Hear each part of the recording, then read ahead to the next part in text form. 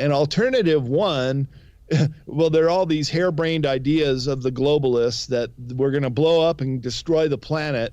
And so they needed some solutions. They called alternative 1, 2, 3.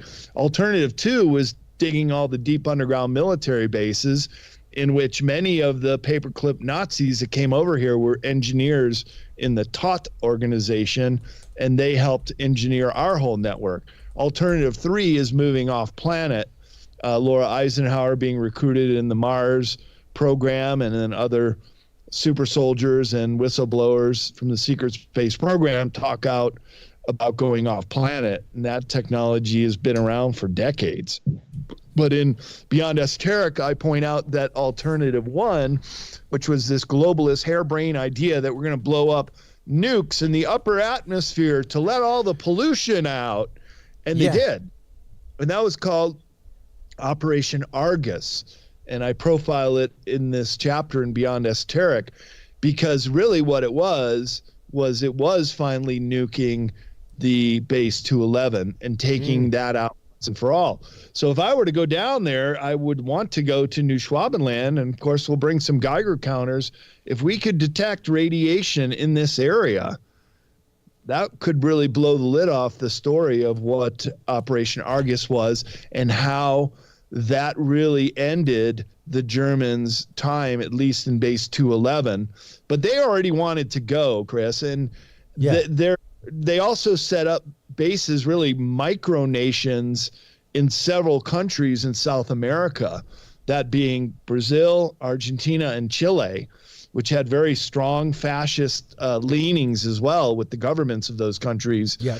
And they set up these micronations. Chris, I was looking at maps, poring over maps before I went down there, and finding there are whole areas that are the size of some of our small states, like Connecticut and Rhode Island, set up in these 3 countries, and Paraguay as well, where they own huge land holdings, and they operate outside the jurisdiction of the host country in many cases. So that's also where the Nazis went after World War II. Yeah, there were numerous. I'm trying to remember the show on History Channel where they acted. I think it may have just been Hunting Nazis, where they actively went to the castle in Brazil that was supposedly where Hitler went and resigned for the rest of his life, so to speak. And yeah, there are not even stories about that. That is absolute 100% fact that we helped Nazis come over here. They were the bread and butter foundation of our space program. Yep. Without them, we would have never achieved orbit. Without people like Wernher von Braun, stuff like that. And granted, we say Nazi when it comes to Wernher von Braun, but I think that's a little hard sold sometimes. There was kind of the idea of, well, you can either work for us or you can, there's a train going the other way. We could hop you right on that if you want. Head over to Russia, they'll take you. Yeah. We got a one-way ticket to Poland for you. Right. Was pretty much the way it worked. So absolutely. To say really, Nazi scientist, I think once again is hard pressed, but at the same time, that is without him, there was no V2 rocket. There was no V2 rocket program, and without the V2, we would have never achieved orbit, much less the Saturn V. So, it's interesting to see how all of that and their data was fully culled into our technology.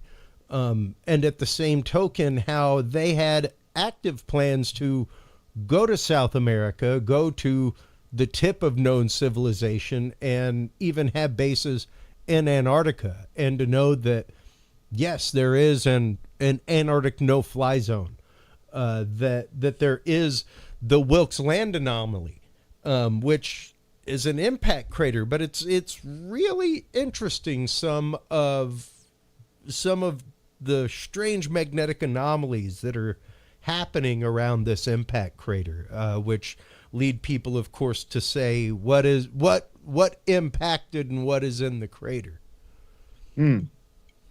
Yeah, well, I do a whole 90-minute presentation at conferences called The Hidden Anomalies of Antarctica, and really it could be 3 hours. There's so many things to talk about down there.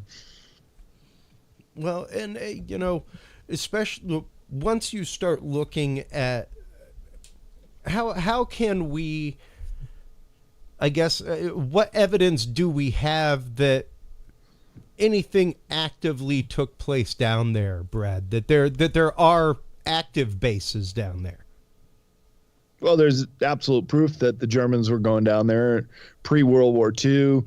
They had the technology, including the submarines, to really probe the continental landmass and go under the ice and look for escape ways and caves. And I mean, that would be a fascinating movie just in and of itself, about how they were able to explore especially this New Schwabenland area. But we went to a couple bases on the Palmer Peninsula that were set up during Operation Tamberlin, which is the British spy network during World War II spying on the Nazi base. And they knew where the other one was, because the distances are so vast there that it would have been hard for either one to either try to invade or bomb the enemy.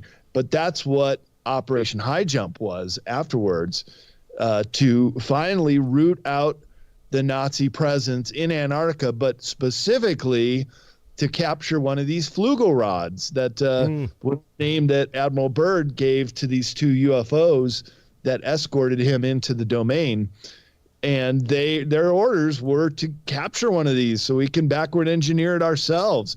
And isn't it interesting, in the very same year that Operation High Jump ended at the beginning of 1947, we have the Roswell crash that summer in 1947, as well as many other crash retrievals, including the one in Aztec, New Mexico, which is when they really had to put the lid on all these crash retrievals, because in the Aztec crash, they found human body parts, and they knew that that was going to freak out the public. So the book by Colonel Corso is called The Day After Roswell. Certainly that is the day when the cover-up began, but it really became a cover-up after the Aztec crash, this according to Bill Cooper and others, because of what they found inside there.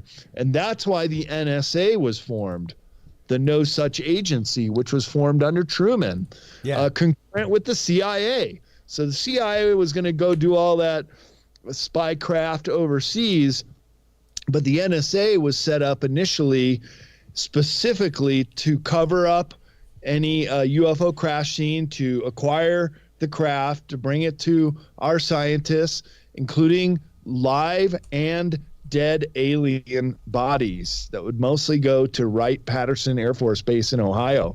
And what's interesting with the revelations from David Grush this past summer, testifying in front of Congress, that's exactly what he was doing, was these crash retrievals and also dealing with live and dead ET bodies.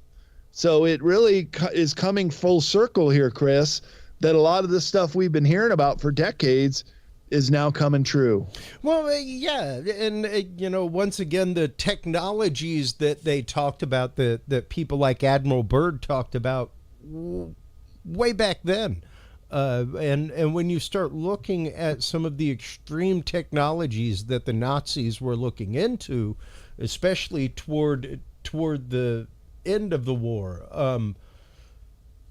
things like Der Glocke, stuff like that may well been based on Vimana technology, based on the I guess kind of red mercury engine, spinning mercury inside of a high torsion magnetic field, things like that could either lead to anti-gravitic or even time travel, so to speak. I mean, that's always been one of the questions about the Kecksburg UFO incident, is that the Kecksburg UFO is very similar to the descriptions of Der Glocke that have been given. Here's a illustration. This is actually a photograph of it in Beyond Esoteric. Wow. The on. And this is the high technology that got shepherded out of Nazi Germany. But they were working on it from 33 until 45.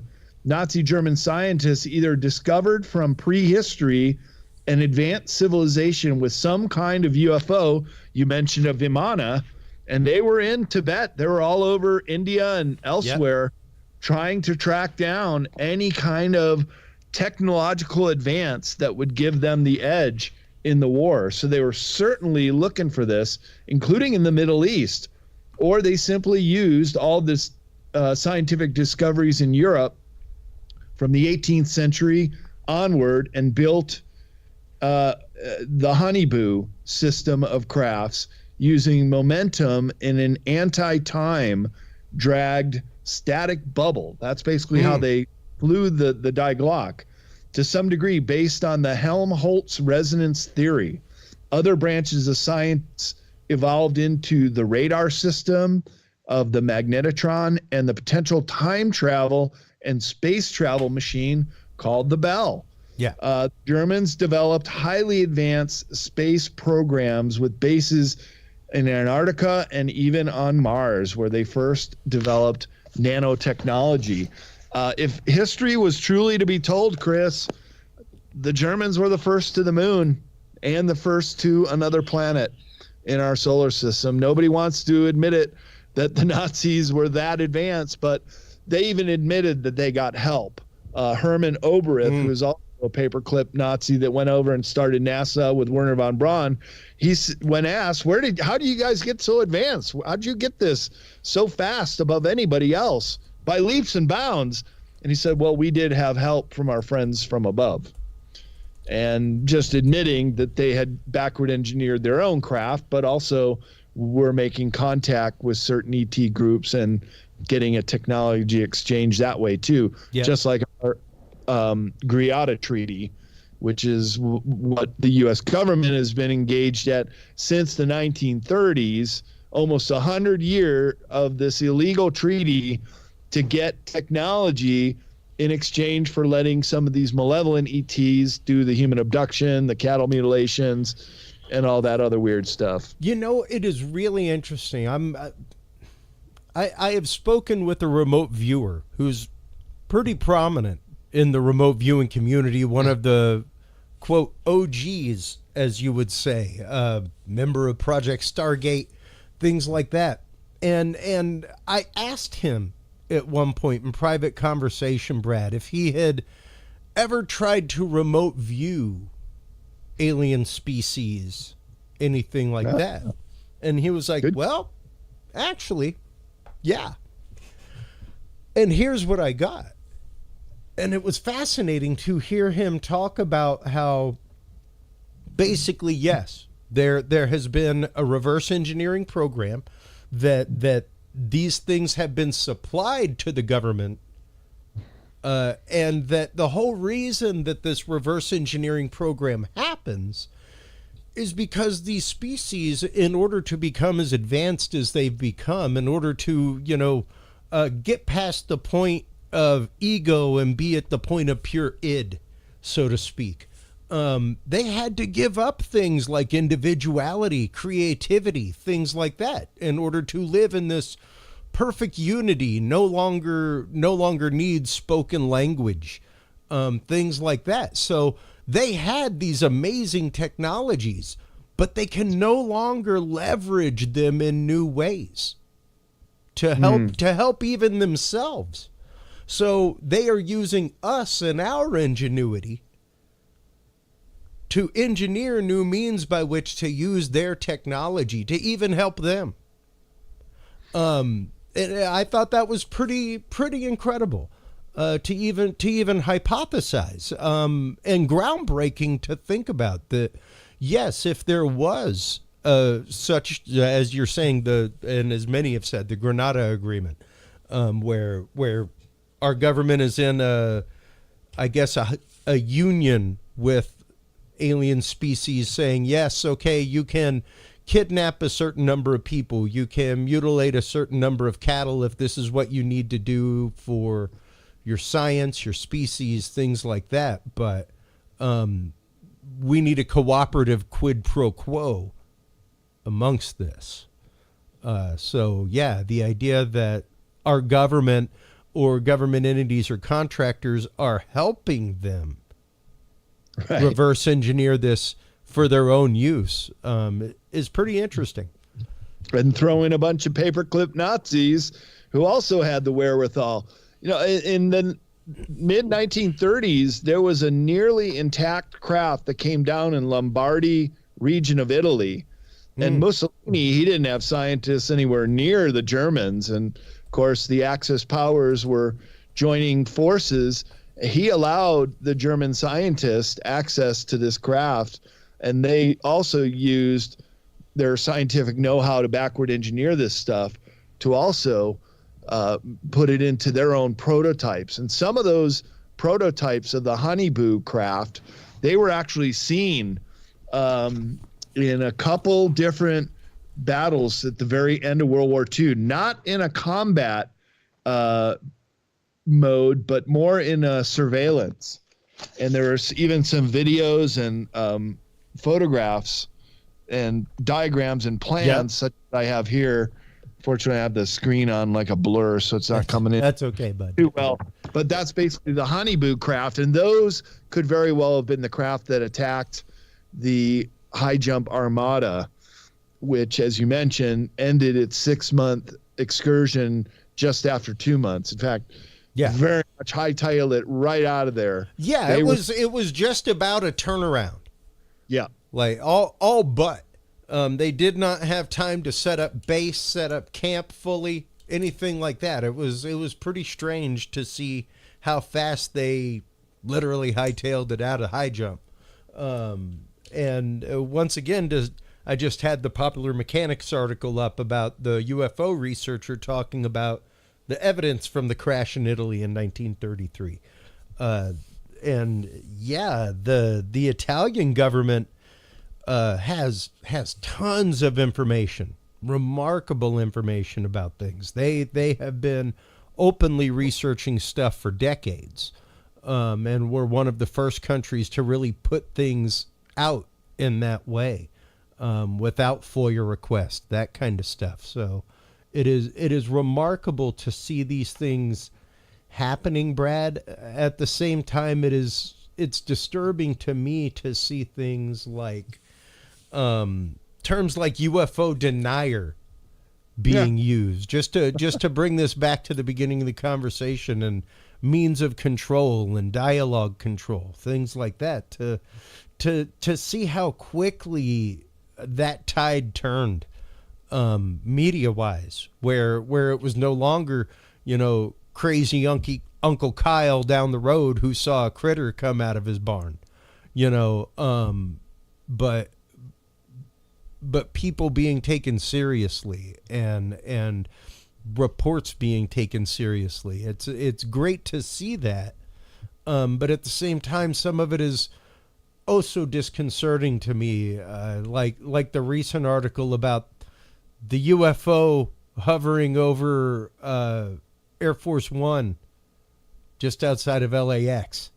A lot of the dialogue right now in those congressional hearings and everything has been air defense, air sovereignty, what's in commercial airline traffic, things like that, dangers to airline traffic. And to see that headline being put right out there was like, wow, look at that. You couldn't get a greater threat.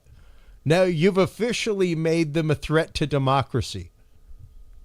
Yeah. By doing that, you officially made UFOs a threat to democracy. Like they were possibly threatening the president of the United States.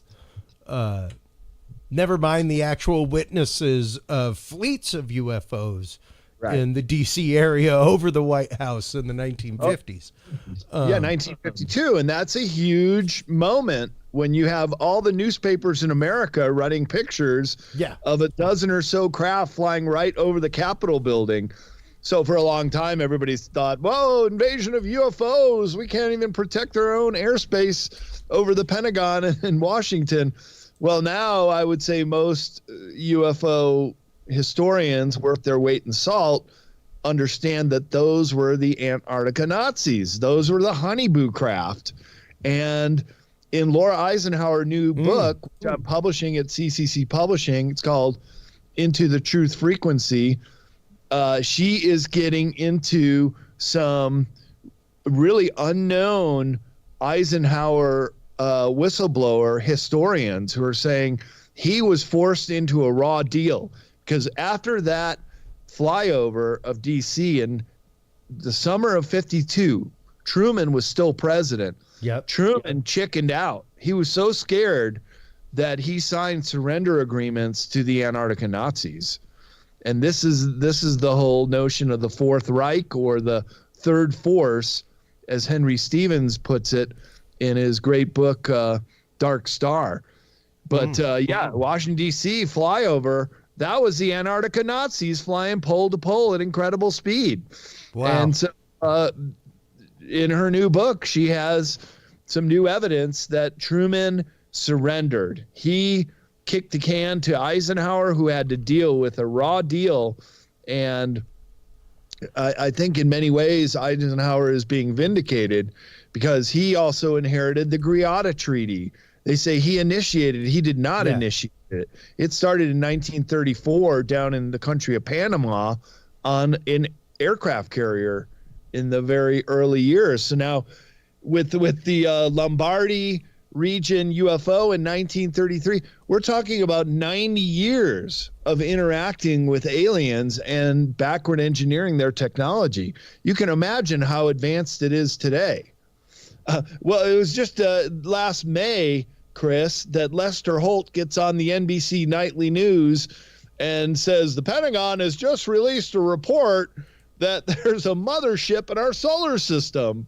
Yeah. And this is just a one and done story, just one time. And that's how come we're not still talking about this? This should be the biggest news story in the history of humanity. But it was just one and done on NBC Nightly News. Yeah, and it's interesting to see that, because it's almost like these things are litmus tests, Brad. And I have worriedly been holding in the back of my mind for the last 2 to 3 years Project Bluebeam, man. Especially since that whole lockdown. And especially since, just doing the work that I do, knowing the technology that's out there, audio-wise, video-wise, knowing the fact that we now have holograms that you can physically shake hands with and feel the hand. We have holograms that you can hear. That's right. So it's... There's a whole new realm of technology out there that can be used, especially when you're talking about deep fake, when you're talking about AI, some of that kind of stuff, man. It's disturbing how fast it can come out and how real it can be. And that in and of itself is changing the paradigm and the conversation on the daily, and even getting people to the point of sadly being blasé about the amazing. Because is it live or is it Memorex, man? Like, I don't even know anymore, and do I even care? Well, it's the strange world we live in, the zeitgeist of the ages, as the Germans coined. And it's just a really amazing time to be alive and watch all this start to come out, but also to be vindicated that we were talking about this 10, 20 years ago, and so many people just threw the bucket of cold water on everything we had to say. And now it's coming out that we were right all along. And neither one of us are one of those that are saying, see, I told you so. But it kind of is a see, I told you so moment when all of this starts coming out. And this is the most important discussion we should be having, is what are these things? Who are these inhabitants? Yep. What are they doing here in a mothership out by Jupiter?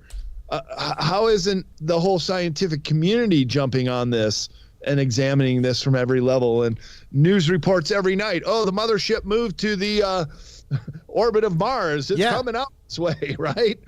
Don't we have a right to know this? Isn't this important? Well, that should be on 60 Minutes and all these other news programs too. Well, even the conversation of Oumuamua, Brad, and the idea of if that was an alien probe, active probe, defunct probe, what have you, was it a natural object? Because it definitely didn't seem to have a natural pass-by. You know, right. Its flight characteristics, things like that definitely didn't seem that way. And when you start talking about things, even when you start talking about the ways in which we explore places, you know, especially distant places, we're prone to send a probe or two before we just arrive on scene. You know, even if we've been there, we'd prefer to send a probe or two just to make sure things are still at aspect, so to speak. And to think that isn't happening here, to think that it isn't happening on our planet, I think is horrendously short-sighted, is the only way I can put it. I am of the mind that the job of science is to hypothesize anything and everything. That is quite literally the job of science. You're allowed to hypothesize anything you want. It's through testing and experimentation that a hypothesis becomes a proof and a theorem, you know, and a theory. Like that's just the scientific process. So to dismiss these things, to say outhand, like we were saying at the beginning of the show, that the possible pyramids in Antarctica couldn't be pyramids to begin with, is unscientific, because you're eliminating a possibility that, you know, could be. So yeah, worth further study. Absolutely, man. I want to thank you for always coming on the show, talking about these amazing things, because once you start looking into the entire world of things that have been hidden, obfuscated, the knowledge that has been swept under just the corner of the rug, Brad, like they most of it they didn't even try really hard to sweep away, you know. It's right there. It is readily accessible. So thank you so much, as always, for coming on, talking about this stuff. We definitely need to have you back on sooner than a year. That is for certain, man. I always love our conversations. When can we be looking at the new edition in the Esoteric series? Well, it's going to be the second edition of Beyond Esoteric, okay, but it won't be out until 1 year from now. Publishing term process. So Beyond Esoteric still available, and then the other two are also second edition now, and they can all be found at cccpublishing.com. And if you go there and you order a book off this website, that goes through my office, so I'm able to sign copies for people and get them out in pretty quick manner. We just published Michael Jaco's new book, Awakening of a Warrior. Really cool book. I added all the photos and captions and maps to that new book, and I wrote the foreword to Intuitive Warrior. I also wrote the foreword to Laura Eisenhower's new book, giving some perspective on her great-grandfather and the family she was born into, and a lot of inside information that could only come through an Eisenhower. Yeah. And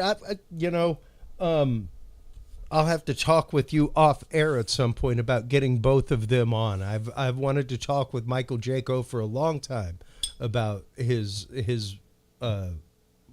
work, and especially about his work with tuning into human intuition, things like that, out in the wild. And man, the idea of what was actually boiling in Eisenhower's head. I make reference all the time, Brad, to his departure speech, but in a different way. And in the fact of, if you go through and listen to that whole speech, he is pleading. He is literally pleading with the American people of, please do not forget the rights that we had to sign away. Don't forget that. Go reclaim them. Keep these people from running your life for you. And his utter warning of that is so beautiful and still so impending. So thank you so much for helping her get her book and that message out to such a larger audience, man. The work of CCC Publishing is absolutely awesome and utterly necessary in the world. So thank you for all that you do on that front. Well, thank you for those kind words, Chris. And you're doing a great job with the Curious Realms, and we're all part of the same solution, and that's just helping people understand this very pivotal moment in human history that we're seeing right before our very eyes. So you're doing your part, I'm doing my part. I'm working in the book side, you're working on the podcast side, and it's all for the same purpose, and that's the Great Awakening. That's right. Right before our very eyes. That's right. Well, Brad, once again, thanks so much for your time. I'll be sharing links to all of this as always. We will be in touch very soon to get you back on. Sounds great, Chris. Thanks for having me on tonight. It was a great conversation with you again. All right, man. Take care. We'll talk to you soon, bud. Okay. Good night. Always a great conversation with Brad Olsen. Absolutely incredible stuff. And when you start looking at just the history of Antarctica, that is the most or the least explored location on our planet next to the depths of our ocean. So there's just a massive amount there to look at. His work in that field is amazing. And thank you so much, Brad, for coming on tonight to talk about that. Make sure while you are online checking out all of the amazing work of CCC Publishing, everybody. Make sure to stop on by Curious Realm. CuriousRealm.com is where you can find all the episodes. That is where you can find our knowledge vault full of declassified government materials, things like that, all kinds of great PDFs there that you can read. When we come back from this commercial break, everybody, we will be joined by our good friend from across the pond, Graham Phillips. We will be discussing the mystery of Doggerland, the Atlantis of the North, and how a lost civilization is tied to all of the stone circles and other megaliths that you see in the UK and in the surrounding area. We will be getting into that with Graham Phillips right after this, everybody.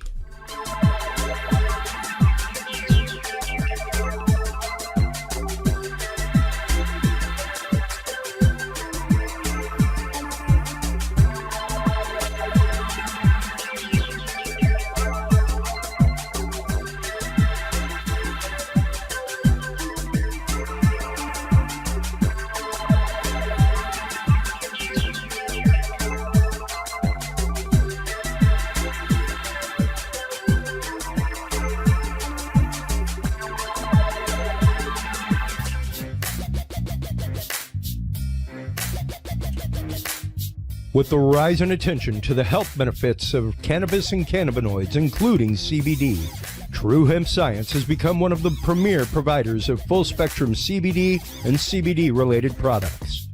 Using a proprietary spagyric process, True Hemp Science extracts maximum benefit from the whole hemp plant. Buds, leaves, stems, seeds, even roots. Every part of the plant is used and then reused to formulate a rich, complex profile of CBD, CBD derivatives, and terpenes guaranteed to provide the relief and benefits you need daily. Visit TrueHempScience.com to experience the best CBD oils, edibles, and topicals on the market today. And use code CURIOUS7 to save 7% off your entire purchase of $50 or more and get 2 25 milligram CBD cookies or brownies free. That website again is truehemscience.com and the code is Curious7.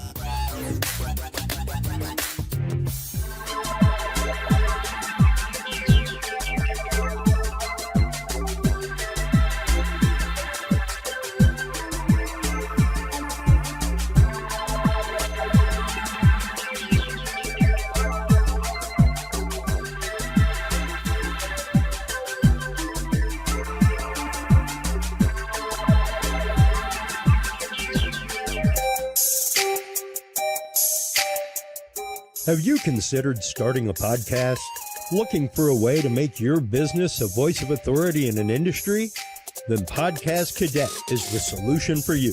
Whether starting a podcast for yourself, your brand, business, school, church, or just plain fun, Podcast Cadet is here to help you navigate the waters of the podcast industry.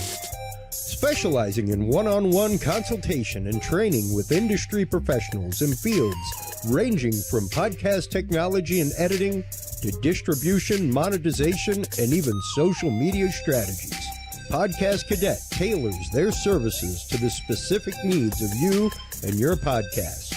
Do you already have a podcast and trying to find ways to engage and grow your audience? Sign up for your Podcast Cadet audit today and let us help you explore new and exciting ways to leverage your content and elevate your podcast brand to whole new levels.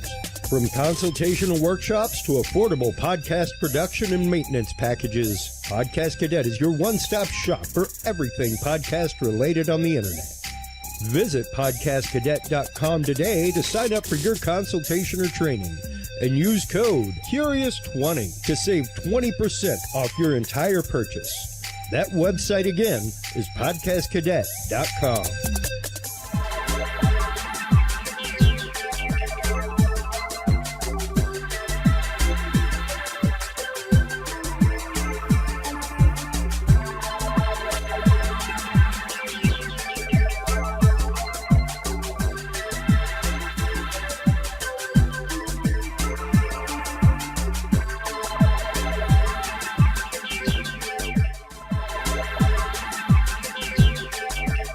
The Curious Realm Podcast is your source for the latest and greatest news and events in the world of the paranormal, esoteric, and forbidden knowledge. And there's no better way to spark the conversation than with items from the Curious Realm store. Choose from fan favorites like hoodies, mouse pads, coffee mugs, and more. Buy books and items from your favorite Curious Realm guests. Get your hands on the latest gear for paranormal investigations and experiments we discuss on the show. Open your web browser and stop on by the Curious Realm store at curiousrealm.com/store to buy the latest Curious Realm wear and out-of-this-world gifts for yourself, your family, or a mind that you want to open. That website again is curiousrealm.com/store. Hello, everybody, and welcome back from that commercial break. Thank you so much to our sponsors, especially True Hemp Science. True Hemp Science is your source for amazing CBD products. Make sure to stop on by truehempscience.com. That is the website. That is where you can get 7% off your entire cart of $50 or more and get 2 free edibles with the code CURIOUS7. Our guest in this segment is the amazing Graham Phillips. He is the author of the new book, Mystery of Doggerland, Atlantis of the North Sea.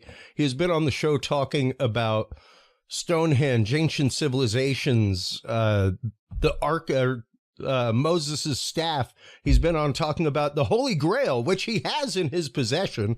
All kinds of things. Welcome back to the show, Graham Phillips. How are you doing, my friend? Very well, thank you. And yeah, great to be back on. I love our conversations. You are hands down one of my favorite researchers to read. You have an amazing narrative style and a way of really laying out some very thick information in very common sense ways. The whole idea of Doggerland and this previous civilization that predated, like the people that built Stonehenge, things like that, is phenomenal and amazing. How did you first come across this information, Graham? Well, I'd heard of Doggerland. I mean, roughly what it is that during the last ice age, I've got to remember I'm actually being filmed for this. I'm not on the radio. I was just going to do that, which is when I'm on the radio. You're okay. Okay. So during the last ice age, there was so much water tied up in ice that sea levels were about 400 feet lower than they are today. And because of this, all this land that you can now see on the screen that surrounds the British Isles was above water. And it had been above water for many thousands of years. And people migrated mainly from mainland Europe, the Netherlands, Denmark, and so on, and moved into this area. And then around about 10,000 BC, the water levels started to rise at the end of the last ice age. And over many centuries, a lot of this land began to sink. Until around 6,000 BC, that for a couple of thousand years, the water levels remained pretty much the same. There was a kind of, it had heated up enough, and it kind of stayed there for a while. Didn't all happen in one go. And there was part of that Doggerland area left. It was an area about the size of Rhode Island, which was just off the northeast coast of Scotland. And so if you look at the top of Scotland there and you imagine I can see you pointing the pointer, point higher, right to the top. There, just off your map to the north of some islands. And up there, yeah, that's where it was. That bit there remained above sea level. Now, you'll see there that the darker areas are what was considered to be the higher land. So you'd have thought that the light green areas would have sunk earlier. Sure. But no. What they've discovered now, or more recently, is that because of the pressure of 2 miles of ice that used to cover North Britain, these huge glaciers, the whole of the place in the north of Britain was kind of squashed downwards. And then when the ice melted relatively quickly, over a period of time, the land gradually rose, which meant that when all these other areas were submerged, north of Scotland remained an island. And this island, called North Doggerland, is the area that it seems that some ancient civilization emerged sometime between 6,000 and 4,000 BC, perhaps earlier. And how did I find out about this? Because, at first everyone just thought, well, it was a land, there was nothing going on there. But how it was first discovered that there might have been a civilization there, pretty advanced at the time, was when a stone circle similar to Stonehenge, that sort of thing, was found underneath the sea, on the seabed, that must have sank at least 4,000 years ago. Wow. And this was found on what was North Doggerland. That was found in 2011, and that's kicked the whole thing off. Wow. And once again, to see ruins like that underneath, under the water, from that age, how old are they presuming that this civilization might be? Bronze Age, older than that? Is this something that they would actually call a civilization as of right now? Yeah, pretty much. Okay, let's put this in a kind of context. Please. The oldest civilizations in the true sense, like ancient Egypt and Greece and Rome and things like that, the oldest of those kind of civilizations with great infrastructures, with sort of roads for transportation, but with camels or horses or whatever, and municipal areas, big temples, cities. Their first of those is known to have been a place called Sumer, which is in what is now southern Iraq. That area around there, about the area of what's now Iraq, which is known as Mesopotamia, a number of civilizations emerged over the years, like Babylons, the Assyrians, and Babylonians, and so on. But the first of these was a civilization called Sumer, which seems to have come around about 3000 BC. That's 5,000 years ago, in that area. Now, at pretty much the same time, the first civilization began in Egypt, And this was, and also at the same time in northern India, in what's now Pakistan, there was a civilization called the Indus Valley Civilization. They all seem to come around about the same time. And shortly after this, they began to be able to manufacture bronze. So they had the kind of tools to create decent civilizations. Right. That's the kind of basic history of things.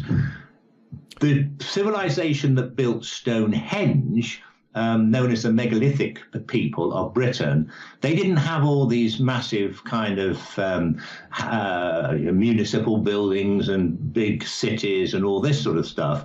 But what makes them a civilization is they seem to have had the same sort of religious and cultural practices all over the British Isles, rather than just be a small tribal grouping of people. Now, they first came around about the same time, around 3000 BC, as the first Egyptians, the first Sumerians, and the Indus Valley culture arose.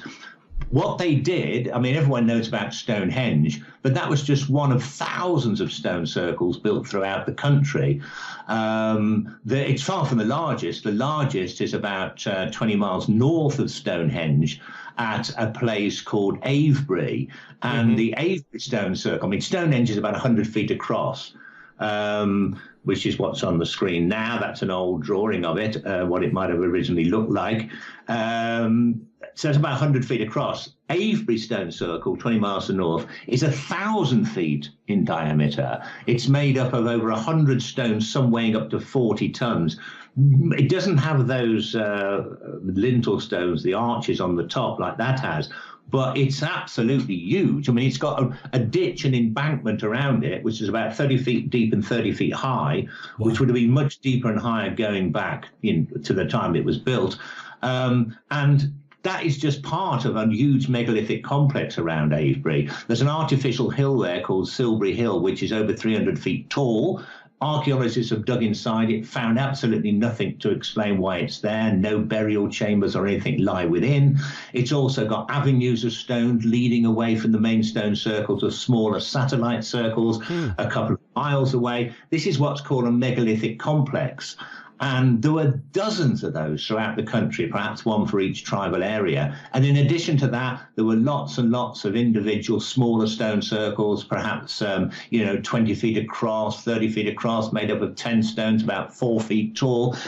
Thousands of these all across the country. And they started to be built about 3000 BC. And they carried on being built until around about 1000 BC. So for 2000 years, people were doing the same thing, building the same kind of stone circles all over the British Isles, England, Wales, Scotland, Ireland, and this just went on. So even though they didn't build fantastic cities, they were a civilization in as much that they all basically did the same thing for 2000 years, and they built some pretty impressive monuments. So that is the megalithic culture. No one knows where it came from. Yeah.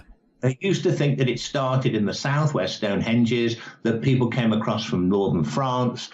But now, because of the development of modern dating techniques, they know that it started in the north and then gradually moved south.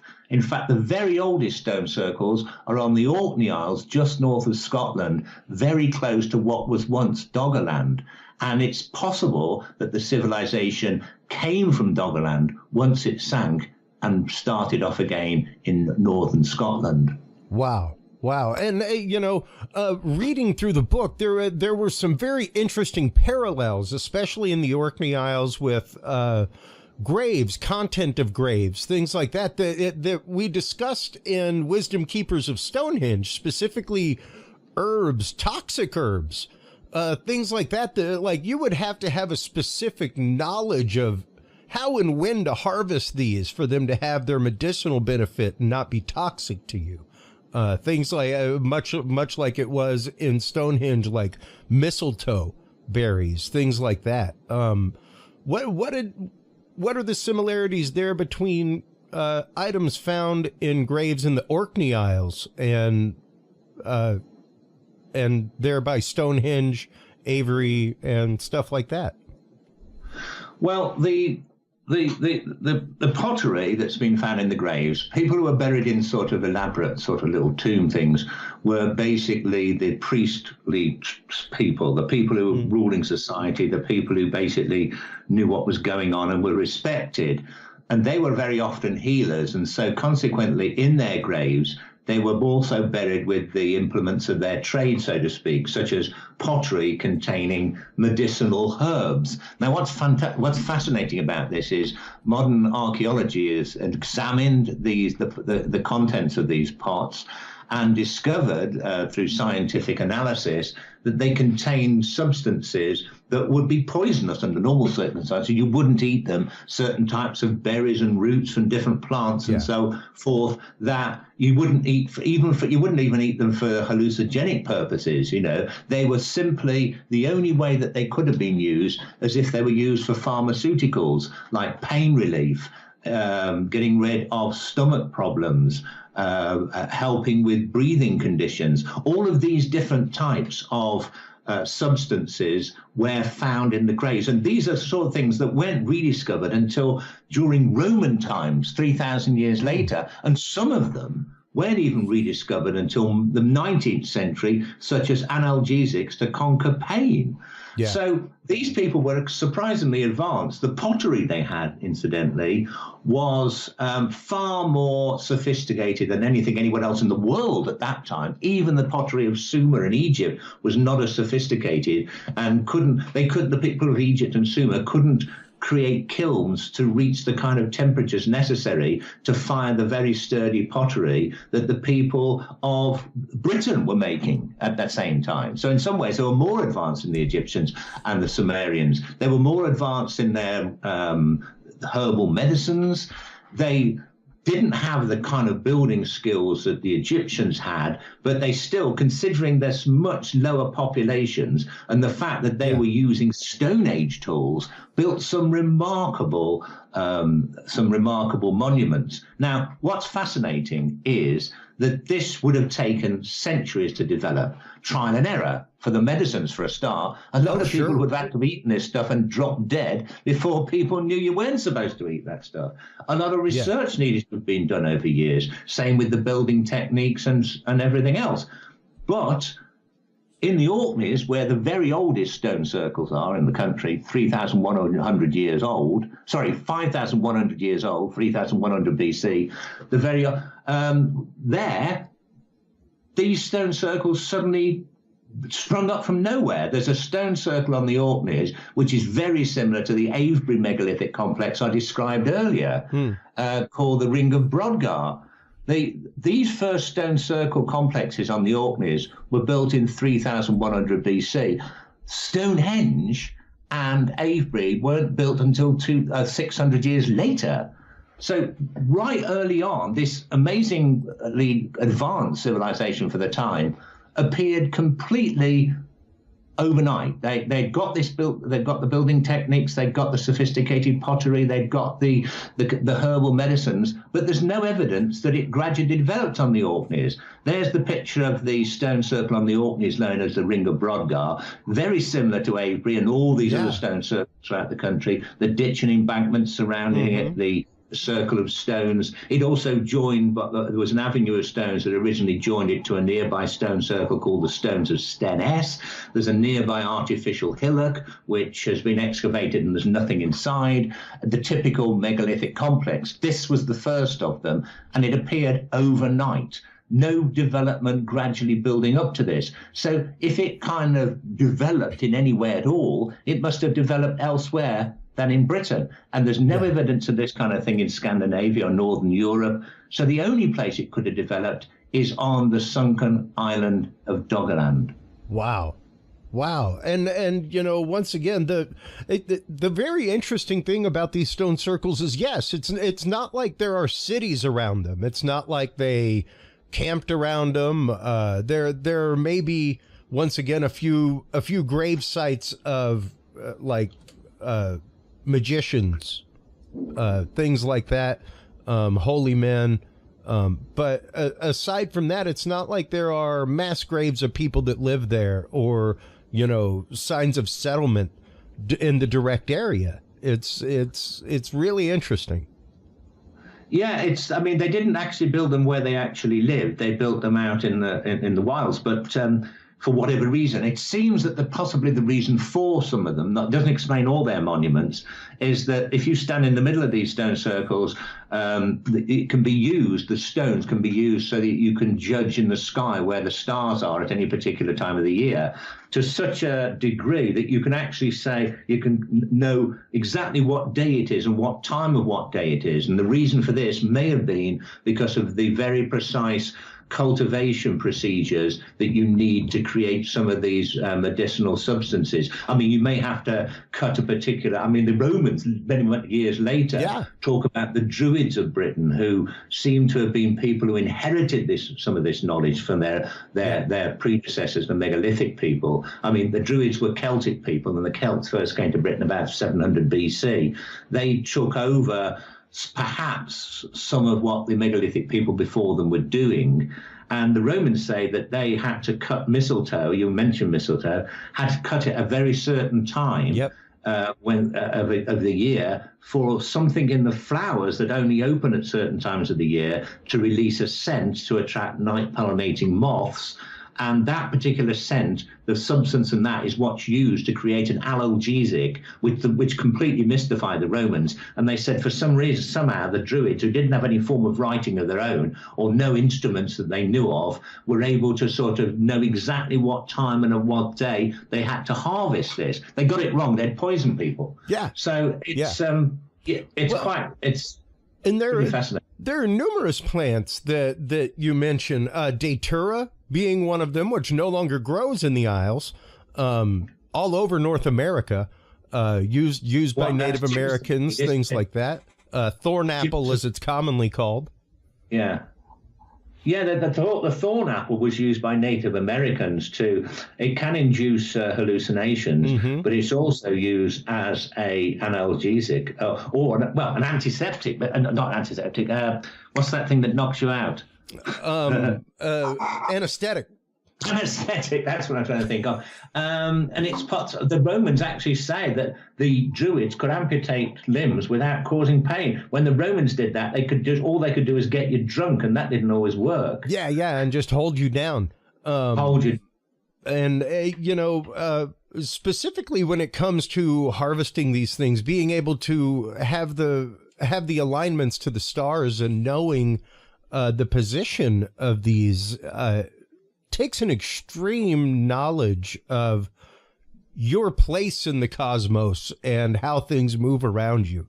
We talk about it regularly on the show that we've kind of lost this connection. I mean, even like my grandfather, who grew up as a sharecropper in Louisiana, like he had a different connection. Like he didn't need a farmer's almanac to know when to put beets in the ground to make sure that they grew.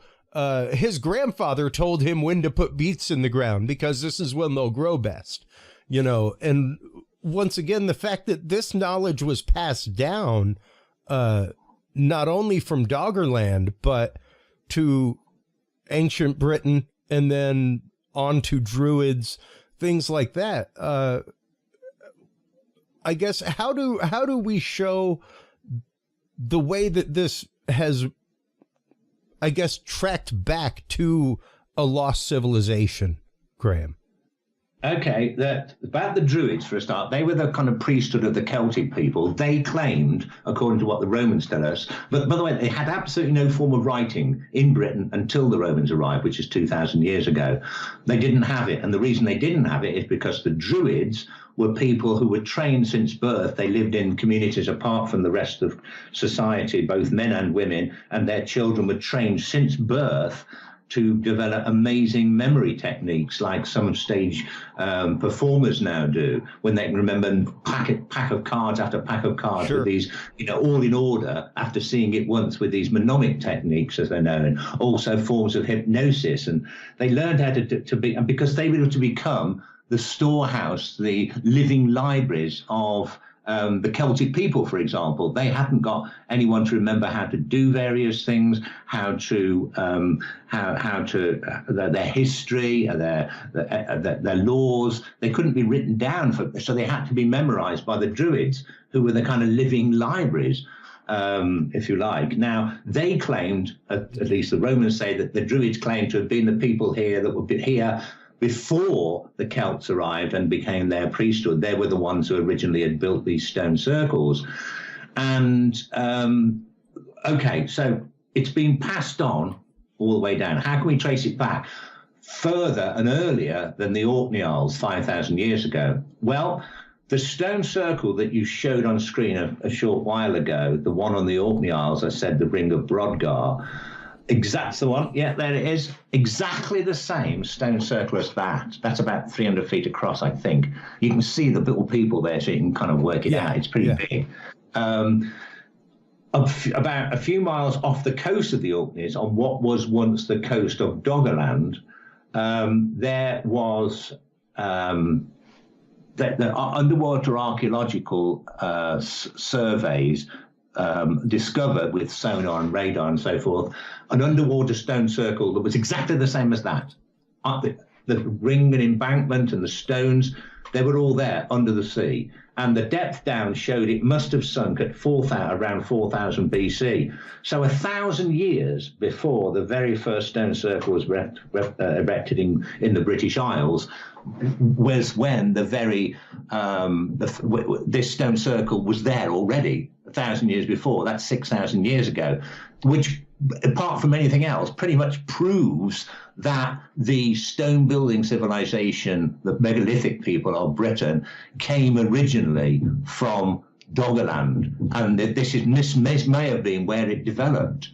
Other things that show, I mean, that was only recently discovered. Other stone circles have now been discovered throughout the North Sea, north of Britain, smaller stone circles that have yet to be excavated by archaeologists. We hope to hear some news from that soon. They're keeping it very quiet as to where they found them in case other people go diving in search of treasures. Sure. So until they tell us, until they've done the excavations, the underwater archaeology, which, as you can probably appreciate, takes time, we're not going to know exactly where they are and the extent of this, but I would imagine it'll prove to be pretty similar to what the stone circle distribution was in Britain.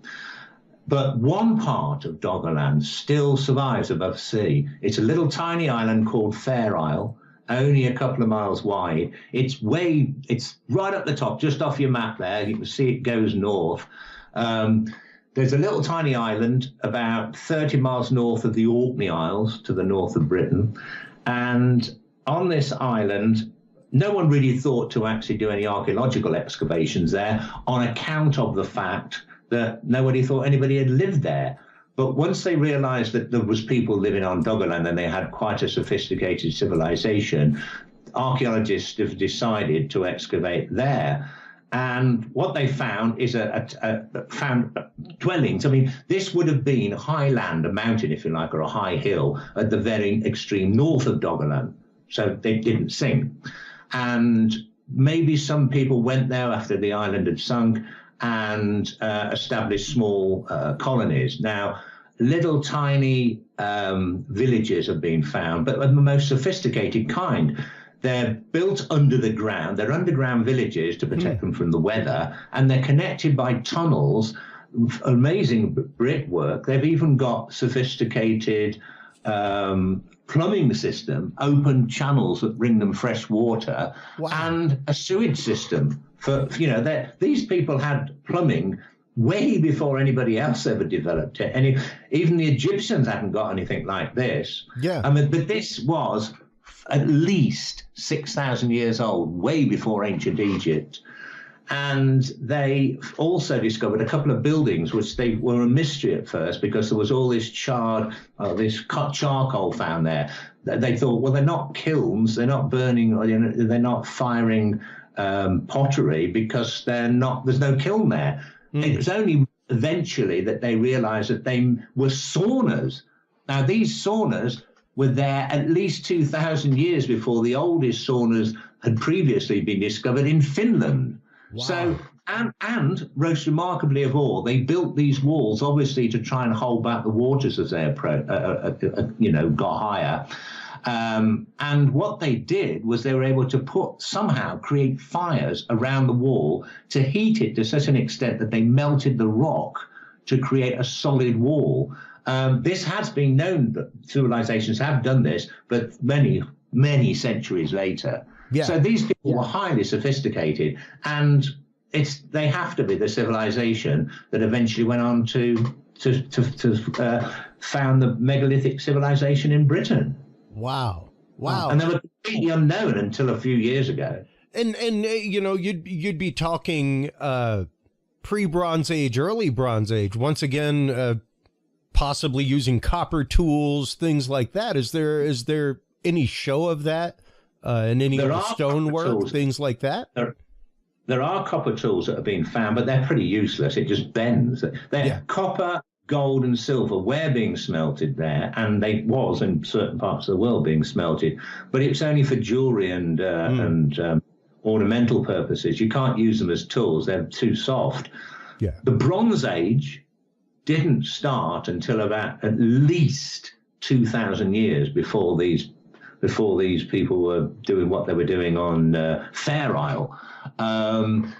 And even the stone circles, the first stone circles that were built in Britain were being built 1,000 or at the very least 500 years before the Bronze Age ever got to Britain.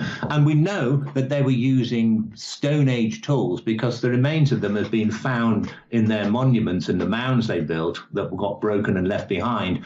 Antlers of animals for picks, the shoulder blades of oxen for shovels, baskets for moving soil and stuff around, and flint and stone axes. They were doing this stuff with the most primitive kind of tools imaginable. It must have taken hours and hours and days and years and everybody working together to construct these massive monuments.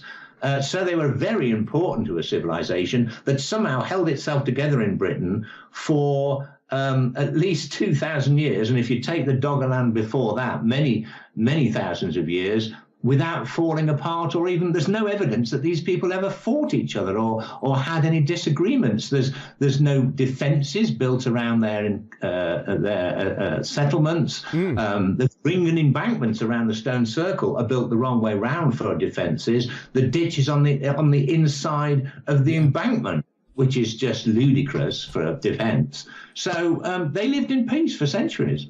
Yeah, and that is a really good point. It's not like it would make for a good fort or anything like that necessarily. And well, you look at that. I mean, that picture there, the ditch and embankment were very much higher. You can see the water there. I mean, the wind and rain and stuff that blows off the Atlantic and the North Sea basically has filled in these ditches, but you can still see where it might have been. And if you look on the right-hand side of that picture, just above where the logo, you've got logos all up.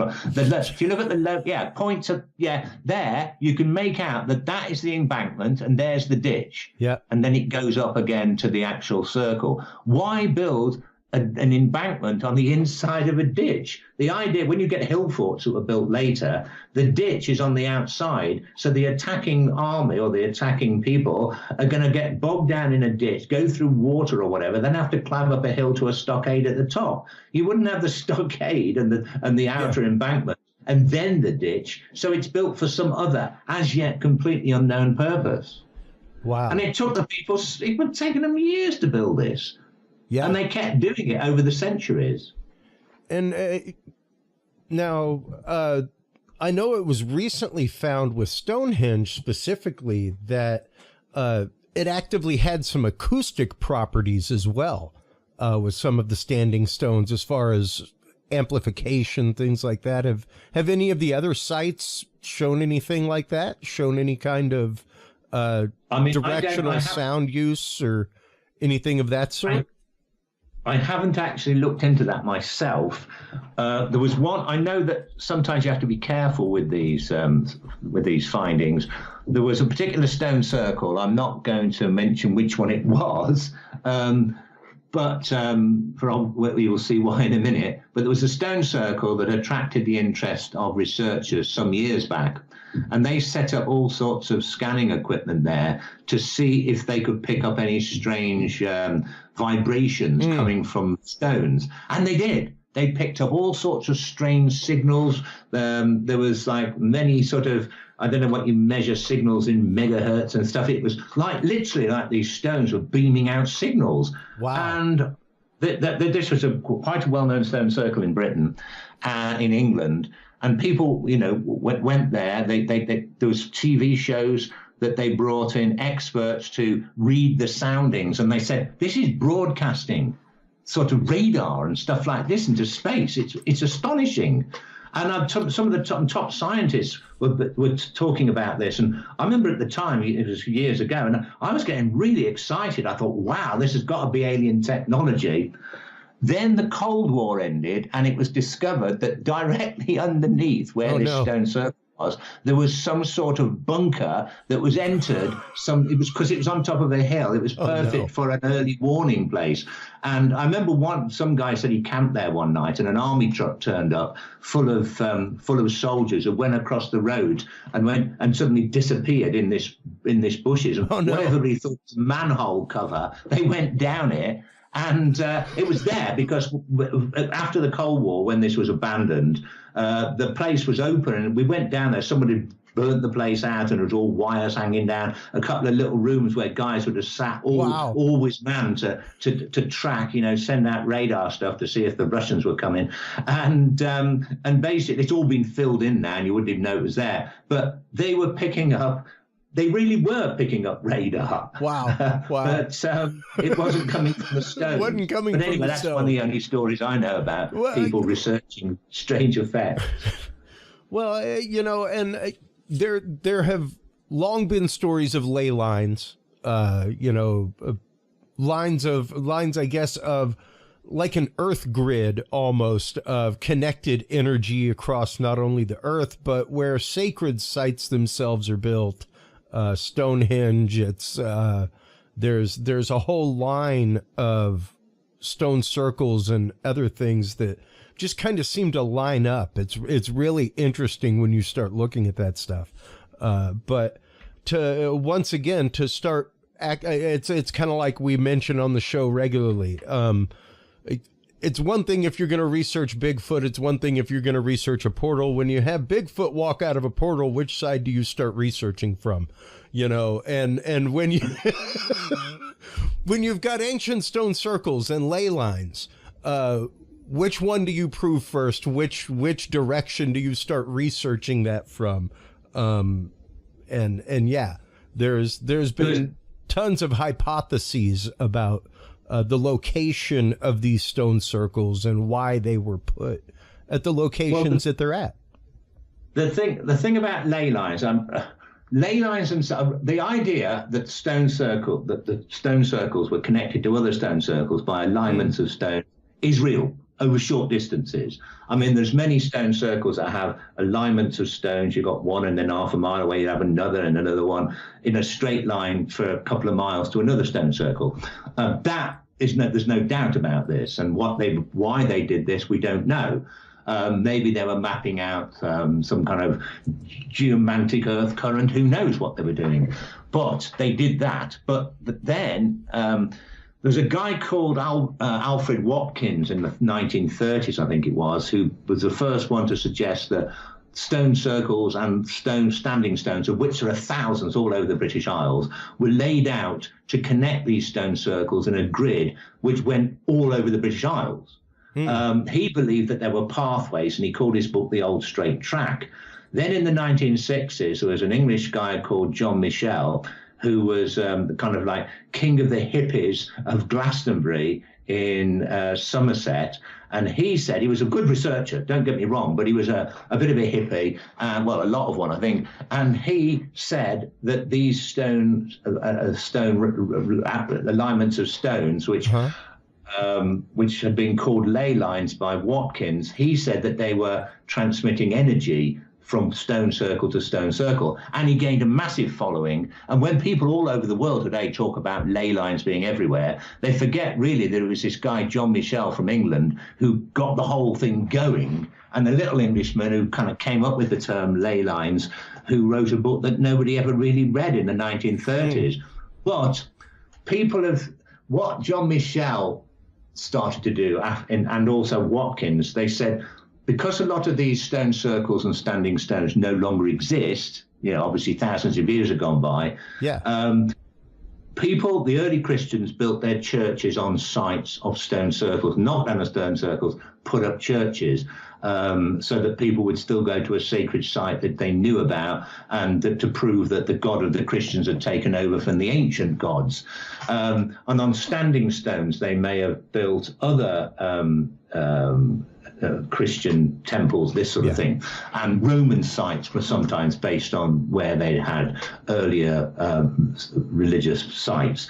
Now, the thing was that people started plotting ley lines. They'd get a map and they'd plot ley lines. They'd put a pin in the map every place where you've got a stone circle or a standing stone, but also they were putting them in churches, not just very old churches that we know that were associated with could have been, had a very early church put there when the Romans first took over, adopted Christianity.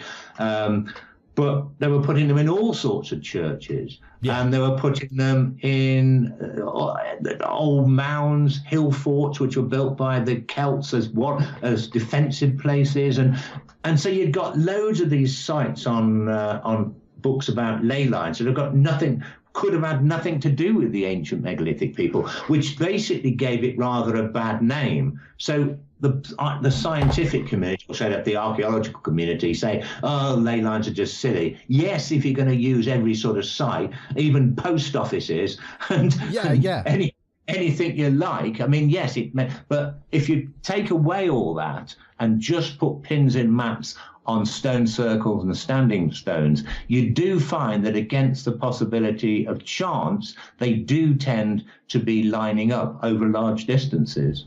Now, granted, a lot of that, once again, especially if you are tracing back the use of them to those astronomic alignments, specific times a year for harvesting sacred plants, that kind of stuff, it would make sense that they would be in direct alignment with each other so that, they have the same alignment to the same stones. If you travel from one place to another, as a healer, going to a stone circle locally, you would be looking basically at the same stone to get the same alignment, in that hypothesis anyway. Yeah. I mean, on the other hand, that's, if you're looking at the kind of practical purposes of it, then from a religious perspective, I suppose you could imagine the smaller stone circles like a parish church, the large stone circles like Avebury and Stonehenge as cathedrals, and these individual standing stones in between, like shrines that you get in Ireland and Catholic countries. Beside the road, you get a Virgin Mary shrine or a Holy One, things like this. And it's the same principle, I suppose. Which very much, as you mentioned in your book, many of those standing stones were converted into Celtic crosses just out in the middle of fields, things like that, as Christianity moved in. So a lot of those are obscured, gone, destroyed. Stones were used in the building of churches. And then even once again, the idea of Stonehenge being in the state it is, hey man, farmers just came and took stones. They're like, look, I'm building a wall. I need some stones. There's a bunch sitting over there. It'd been there so long, they didn't really consider it an archaeological site at the time. There was a Roman writer who wanted to try and record where the various, what he called Celtic sites were, the stone circles. He had no idea that they were there even, centuries before even the Celts arrived. But he actually mentions the site of a few stone circles, and a very large one is in London, now covered over by London. And the interesting thing is, it's right in the middle of where Wembley Stadium is now, where they play the biggest football stadium, biggest soccer stadium in Britain. And it's right smack bang in the middle of it. I mean, I tried to look into why did they build Wembley Stadium there? Was it that there was a park area where somebody had preserved this stone circle? But they just said no. Apparently, the reason it was built there, it was just convenient. The land was up for sale when they first. In fact, the original Wembley Stadium was built for the Olympics back earlier in the 20th century. So it had nothing to do with. It's almost as if there was some kind of pull for if these places where people went to worship or went to feel some energy or went to do something weird, they were drawn there. And maybe by the same token today, people are decided to be drawn there and build this biggest stadium in Britain in that area. I mean, it'd be interesting to see how many football stadiums and or soccer and whatever else are actually built on ancient stone circles. I mean, it's, Absolutely. This is not necessarily a serious study, but I find it interesting that Wembley Stadium is known as the sacred turf. Well, and what I find really interesting is, once again, like you were saying, that when the Celts got there, they didn't know what these stone circles were used for. It very much reminds me of America's Stonehenge and Dennis Stone whenever we have him on. A lot of people are like, oh, well, the Native Americans in the area built it. Well, that's funny. When the Anglos came and found the ruins, they asked the Native Americans, what's this all about? They're like, I don't know. That was here when we got here. I have no idea what that was used for. And it was very much the same thing with the Celts. They didn't use the stone circles necessarily. They just came across them. Yeah, a lot of it. The Druids, though, who said they were here before, because they lived outside civilized, they were kind of like Tibetan monks used to live in Tibet, Buddhist monks in Tibet. They lived outside society, except in this case they weren't sort of segregated by sex. They were both men and women, and families were Druids, but they lived outside normal society. From the burials that have been found, they're genetically different to most of the people who were the megalithic people. But even the megalithic people were lots of different people. They started off being whoever it was that came down from the Orkneys and was in Britain already. They're known as the Neolithic people. Then came the so-called beaker people because of their custom of burying their dead with a beaker or cup. And they arrived from what's now Belgium, I think, or Holland, somewhere in the Low Countries, the Netherlands. They came to Britain around 2500, and then another people called the Wessex culture from, again, the same sort of area in Northern Europe came here, and another culture called the Urnfield culture. They were all very different, and we know they kept going with their same religious and local customs because of the way they buried their dead, very different from each other.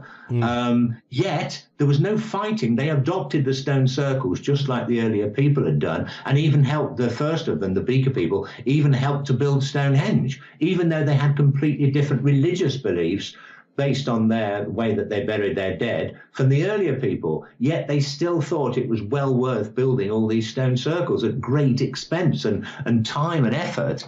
So they must have had some extraordinary practical purpose, maybe to do with the growing of crops and medicinal purposes and so forth, maybe something else entirely as well. But it must have been extraordinarily important and not just religious for them to all to have gotten involved in building these things and staying at peace with each other. Yeah, I was just about to say it would have to be way beyond religious because, I mean, you'd have no vested interest in helping another religion build their temple. No, and we know they helped build these places because we find their remains alongside the native British remains, and the same with the Wessex culture and the Urnfield culture. Urnfield culture came to Britain from as far away as Germany, and had totally different beliefs.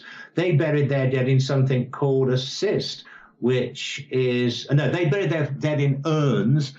Cremated their dead, buried them in urns, hence Urnfield culture, in graveyards or fields. The Wessex culture buried their people they came from Belgium, in what's known as cists. They're kind of a coffin made of stones, and then they laid in this stone coffin and then covered with a mound. They all buried their dead very differently. So they carried on with their cultural beliefs and their religious beliefs, but all helped build the stone circles. I mean, there must have been something pulling them together, and there had to be a practical reason. Some people have even suggested they could teleport around the country. I've never known of anybody vanish at a stone circle, but it must have been something pretty spectacular, whatever they were doing it for. Well, absolutely. And, whenever we had you on talking about the wisdom keepers of Stonehenge, of course, one of the many myths that has existed for the longest time. I mean, even in ancient times, they said that Merlin built the stone circles, that he mystically brought stones from somewhere else, from where he came from. Now, is there any connection to that story of Merlin or magic connected with the other circles as well? Well, the Stonehenge myths, it's quite interesting that some of the myths of Stonehenge seem to have been based on a kind of a shared memory of real events. It's said that Merlin built the stone circle there. Obviously, the historical Merlin, if he existed in Arthur's time, that was 1,500 years ago. Stonehenge was built 2,000 years before that. So it's obviously got, was it 2,000? Yeah, 2,000 years, 2,500 years before that. So, no, 3,000 years before, a long time anyway. Yeah. So Stonehenge 2,500 BC, Merlin 500 AD. So he couldn't have actually, if he did exist and been associated with King Arthur, couldn't have built Stonehenge. But the myth is that he magically transported the stones from Ireland to make Stonehenge. We now know that the stones that were used to build Stonehenge were actually dragged or floated on barges all the way from South Wales to recreate Stonehenge. When the people moved from South Wales into central England, they built the stone circle with them, brought the stone circle with them. And the people in South Wales, on the coast of South Wales, had come from Ireland. So the stone circle may originally have been in Ireland and been transported to where Stonehenge is, but not by Merlin. But the story that remained that the stones somehow came from Ireland must have required for people in ancient times some sort of, or certainly people in the Middle Ages when these stories came about. You know, we've heard from the local people that the stones came from Ireland. How could they get there? Only by magic. It must have been Merlin. Well, and even the idea of the stone circle and the technology of the stone circle coming from a mythical place, a place that existed before, somewhere that was magical, somewhere like Doggerland, where quite literally this civilization disappeared, as did the stone circle that it had. The Celts, the Celts that survived in Ireland, because Ireland was never conquered by the Romans, when they were Christianized in the 400s, the Celts told Irish monks who wrote down, the monks who were trying to convert the Irish, such as St. Patrick in the 400s, people told them about their myths and legends, and they said that they believed the stone circles were originally created by a people who lived on a mystical island called Thule that existed to the north of Britain. So they even remembered this in a race memory of some. Wow, incredible. And that is something that we talk about regularly on this show, Graham, is how fast we as a people, we as a humanity lose touch with our past. Once again, go back to our great grandparents. They were even connected with the earth in a different way. When the sun went down, it was nighttime. They didn't have lights. They didn't stay up till 1, 2 a.m. on the internet, things like that. They went to bed. They woke up. They scrounged to survive. They lived off the land. They were connected to the earth in a different way. And we forget these things so rapidly. Even the idea of trades, and how fast they disappear in the modern age, will show you how rapidly the technology and knowledge of how to build the stone circle will disappear. Especially once the culture has changed, once not necessarily the religion, but the medicinal use of things has changed culturally. Absolutely. I mean, the way that the culture came to an end is when the Celtic people arrived. The climate had changed, and then they started when the Celts arrived between around 700 BC. They started building hill forts, fortifications around settlements. They had weapons that could be used for fighting. I mean, there's no evidence that anybody before this time was ever engaged in any kind of major warfare until around about 1000 BC, when some Bronze Age people, the proto-Celts as they're known, came. They started building fortifications, and there's none of these before that time. And the reason why is not necessarily because the Celts were particularly violent. I mean, they had iron weapons, so they were much better at fighting. Even bronze weapons bend and break easily. But iron weapons, they could do proper warfare. But the reason why is it was getting colder. The climate in Britain changed, and people were fighting over what they had. It wasn't a land of plenty anymore. So that's how the whole thing came to an end. And maybe the last of the people who were using the stone circles, the priesthood, the Druids, managed to survive. But most of the other people integrated with the Celts and became part of their culture. It is interesting how specifically that whole area, Scotland, Ireland, UK, how tribally it did become a huge point of tribal warfare for, well, pretty much from that time up until almost modern time.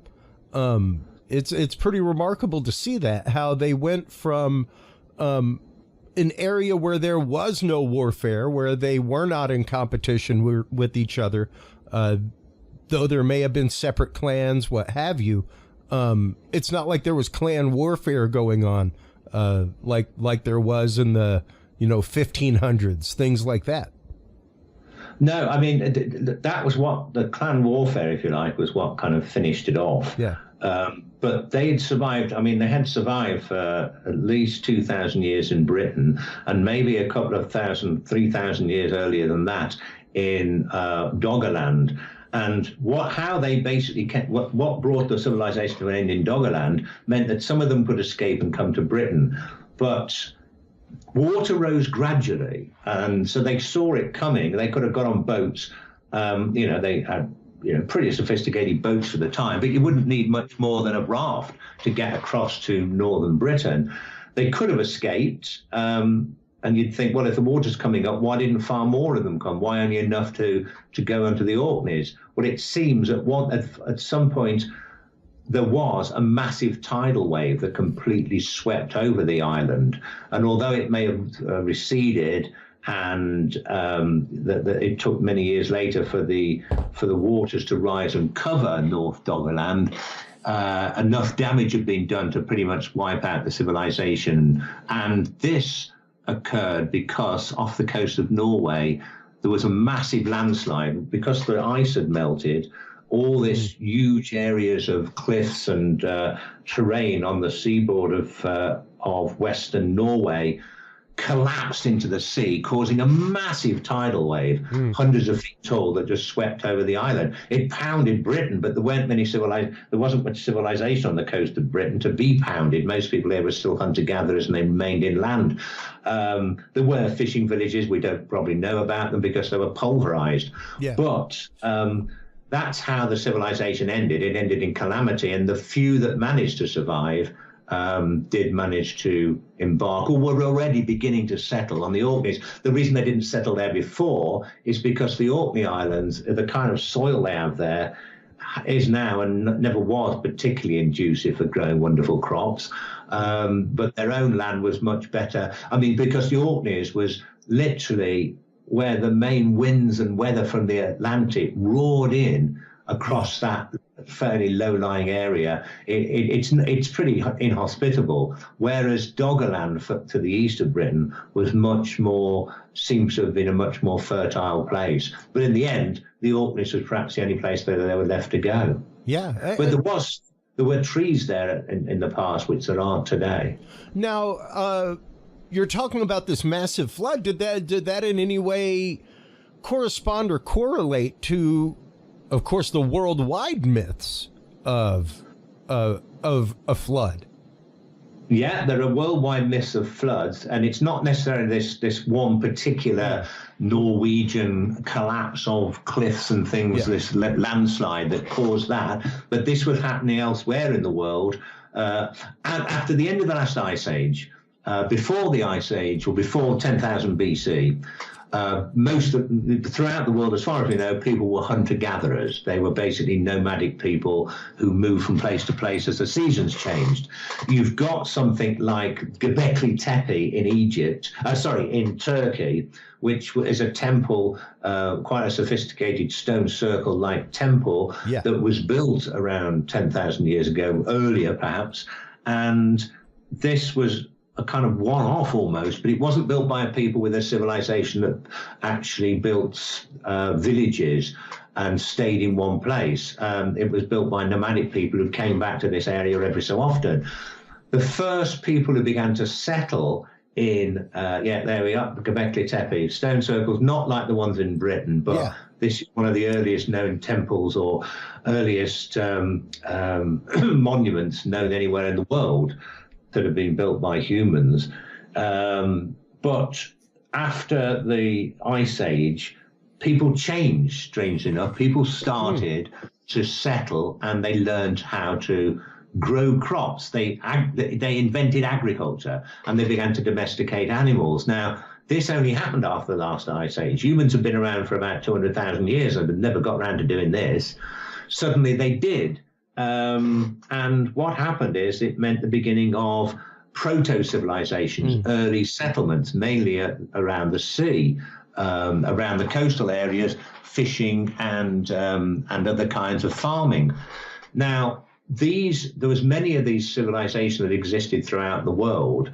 They didn't have writing or anything, so whatever happened to them was passed down by word of mouth, oral tradition. But a lot of these literally sank beneath the waves when the sea started rising. It's risen between, over a good few centuries. It rose by 400 feet. This would have flooded most of these early civilizations. Yeah. Some of these early cultures do still survive. I mean, they've been excavated in places like Jericho in the West Bank. They've been excavated in Peru, in Bolivia, elsewhere in the world, but they were the ones inland. The ones on the coast were lost to the waves. And there would have been many of these huge tidal waves caused by collapsing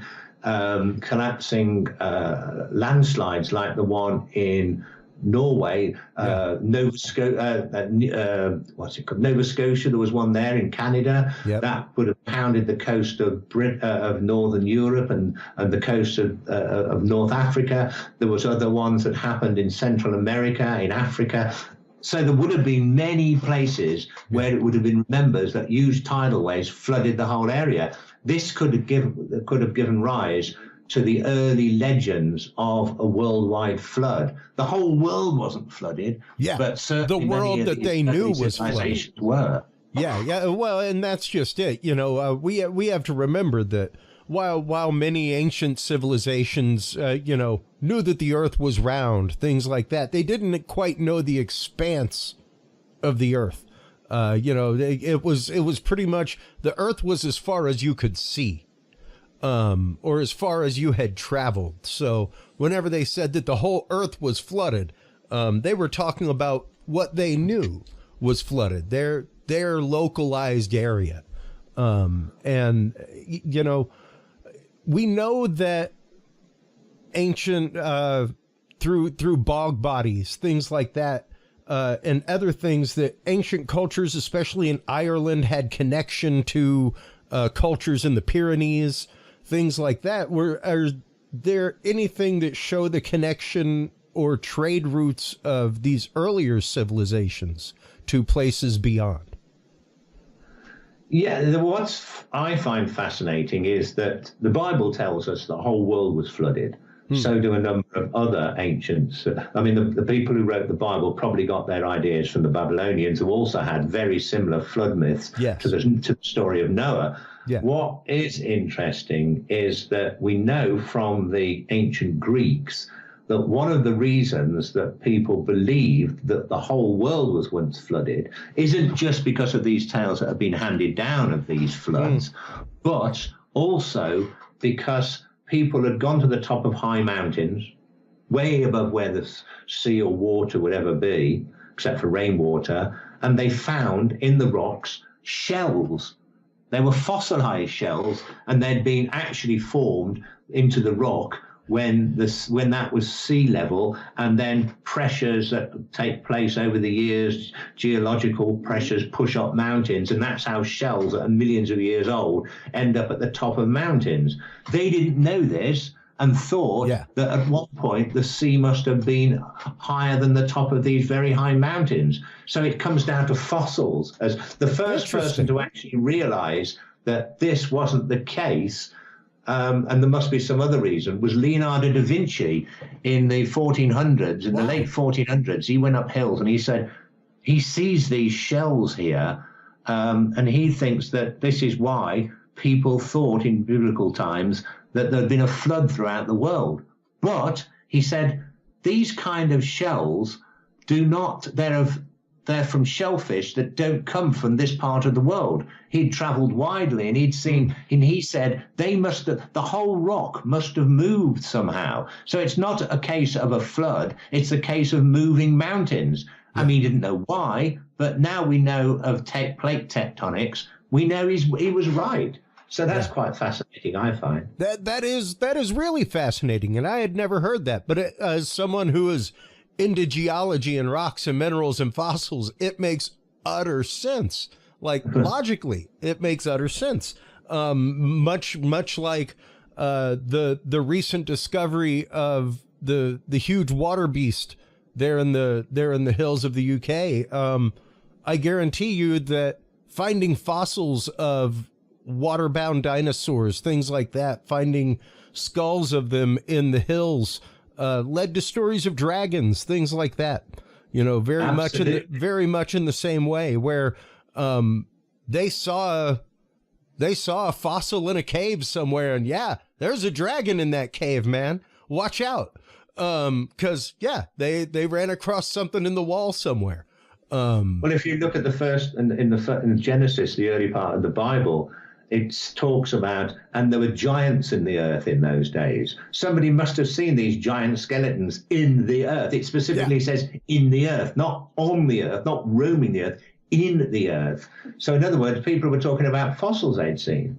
Yeah. I mean, if you saw a thing with a head the size of, you would think it was a monster. Well, you would think it was giant. But it is. It is a monster. It's massive. It's huge. And that's just it. You know, it's something that we discuss regularly on this show, especially whenever it comes to ancient civilizations, Graham, is that we do not have to go to the extreme. We don't have to, we tend to really discount the ingenuity of humanity despite them being an ancient people.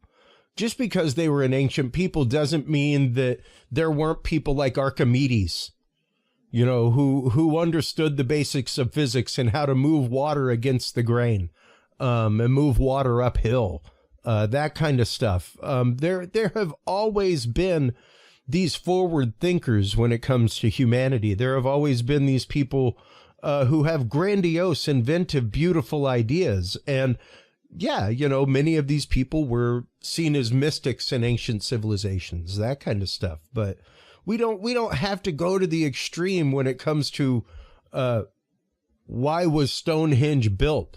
I don't think we have to go to the world of necromancy. I don't think we have to go to the world of alien civilizations. I think the hypotheses that you put forward of it being an herbological calendar make utter sense, especially when you start looking at the only things that are found in grave sites near these places, you know, because once again, it's not like you're finding the grave of the king with his scepter and sword. It's not like you're finding the grave of soldiers or builders. The only thing you're finding is the graves of healers and herbs and I mean, they the things that were used. the healers, or the druids, as the Celts had called them, or at least the Romans and the Greeks referred to them as, were buried right next. They were the only people who were buried next to stone circles in what they call box tombs, a kind of stone chamber covered with a mound, about 18 feet long the chamber was, and about 6 feet wide and about 6 feet tall. Two chambers. In one of the chambers they'd bury the dead. In the other chambers they'd put items that they were used in daily life, such as these pots containing medicinal substances, saws, which showed that they were doing amputations, and other implements, knives and that, which were being used for some kinds of surgery. Now, going back to before the Celts arrived, the megalithic people, the only people they buried near stone circles, were also buried in these exactly the same box tombs. And it shows that they were buried in the same way, which is archaeological evidence to suggest that when these people told the Romans that the Druids had been here before us, they were right, because you've got the same kind of burials. They were certainly the spiritual successors, if not the actual descendants of the people there before. And they seem to have remained fairly separate from the rest of society. So they were kind of, I don't know what you'd call them, sort of like insular society of Druids, and who lived in separate places, not far from the stone circles, where the main settlements were much further away. So they were the ones who were using these. And so what do we know about the people who were associated with the stone circles? Not kings, as you said, not ordinary people. They were these druids, these priests, this priesthood, which we know had these phenomenal memories for everything. They were the libraries of a people without a form of writing, so they never had to develop a form of writing, because these people would remember and pass on the information. And so you end up with them being the ones that lived near the stone circles. They're the ones that were using them, if you like, or in charge of them. What do they do? Well, we can tell from their graves, they were primarily healers. So you're going to have to say that the stone circles must have had a lot to do with healings, where they're the kind of health care centers of prehistoric times, and in some way they were associated. One way is by these places being used as calendars to decide when to grow the crops and so on, and when to harvest and all that, and maybe other things too. Maybe they believe there was some kind of energy coming to those places that could help with healing. I mean, as I say, I don't know any actual scientific evidence for this, but there are many things that science is discovering all the time that people didn't even know existed before. I mean, look at it this way: without sonar and radar, we wouldn't even know that North Doggerland was even there, let alone had a civilization on it. Other than, like you were saying earlier, the myths of the Celtic people and where the stone circles came from, and once again, that would be myth. And much like until science gives us that information, just like the finding of Troy, that was myth until the day we actually found Troy. And oddly enough, right where it was supposed to be. Yeah, absolutely. Well, I mean, there's archaeologists, they dig things up and scientifically analyze stuff. They're great with telling us what the date of something is, what some of these tools were used for, and so on. Now, then you've got historians. They consult ancient texts and tell us what people were doing. Well, obviously, this doesn't go back in Britain before the Romans arrived, but we can tell from what they've discovered from ancient texts what the Romans tell us. So you've got history and archaeology. But there's a bit in the middle. I mean, historians, archaeologists hardly ever talk to each other. They don't have joint conferences. They don't have the same publications. They don't share research. So this is where I've come in and said, right, I've for years, since my first books, like 40 years ago, I've been saying, like, I'm looking at what the archaeologists have to say. Archaeologists over here, historians over here. Let's see what they've got to say, and let's see if there's some common ground. And I've been able to put together the pieces of the jigsaw that are in two separate places. But what I've also been able to do as a guide is use folklore and mythology, which both types tend to ignore altogether. And this can tell us a lot. I mean, like we said about, if you took notice about, okay, you've got the story of Merlin bringing the stones from Ireland. Is there any truth in that? Well, maybe Merlin didn't do it, but the stones did come from Ireland. There's another story at Stonehenge, which again shows how myths and legends can go down through history and tell us something. There's a stone there called the heel stone, which stands outside the main stone circle, circle. It's a big stone. And when you go there at midsummer's sunrise on Midsummer's Day, or the midsummer solstice, you'll see the sun rise directly over this stone. Now, that's when all the druids go there and crowds of people gather these days to see this. Now, for years, this was known as the heel stone. The reason being, and it wasn't until relatively recently that people appreciated it, that the sun rose over that stone on midsummer's morning. People in medieval times they weren't that interested in what it was there for. And the story that was told and written down in medieval times was that there it is, the heel stone. The reason why it was called the heel stone is because there was once a friar, like a monk, like Friar Tuck, a friar who went to the Stonehenge, and saw the devil was living in it. And the friar tried to banish the devil, failed, ran away, and in his anger, the devil picked up one of these big stones that's in Stonehenge and hurled it at the friar, just missed him, caught him on his heel, and that's why it's stuck in the ground there at an angle. That's where it remained. And it was called the friar's heel originally, then the heel stone. Well, Frios heel is Greek for sunstone. It's also a very similar Frios hail for the ancient Brythonic Celtic for sunstone. Heelstone means sunstone. Wow. So it was always called the sunstone, and it would be carried on throughout history. And someone who obviously didn't understand ancient Greek or the Celtic languages said, what's it called? Friar's heel. Friar's heel. Oh. And then somebody made up a tale that went with it. So there's a lot of these stories. There's a story about a place down in Devonshire, Cornwall in the southwest of England, a tomb that dates from the megalithic period, when there is supposed to have been a druid or a holy man buried in this tomb. And apparently, it had been unopened for thousands of years.